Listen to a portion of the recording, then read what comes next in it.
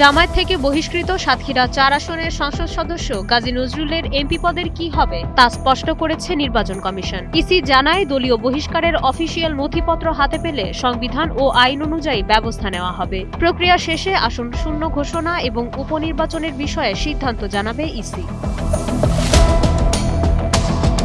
এর আগে আপত্তিকর ভিডিও কেন্দ্র করে বিতর্ক উঠলে তদন্তের পর গাজী নজরুল ইসলামকে বহিষ্কার করে জামায়াতে ইসলামী। নৈতিকতা স্খলনের দায়ে গঠনতন্ত্র অনুযায়ী তাকে দল থেকে বাদ দেওয়া হয়। একই সঙ্গে এই সিদ্ধান্তের কথা আনুষ্ঠানিকভাবে নির্বাচন কমিশনকে জানানোর সিদ্ধান্ত নিয়েছে দলটি। এদিকে আইনজীবী শিশির মনির তার এক ফেসবুক স্ট্যাটাসে জানিয়েছেন, গাজী নজরুল সংসদ সদস্য থাকতে পারবেন কিনা, আমার মতে না। গাজী নজরুল ও তার পরিবারের দাবি, সংশ্লিষ্ট তরুণীর সঙ্গে তার বৈবাহিক সম্পর্ক রয়েছে, কিন্তু এই গোপনীয়তা ও অসম বিয়ে নিয়ে সামাজিক যোগাযোগ মাধ্যমে আলোচনা সমালোচনা থামছেই না।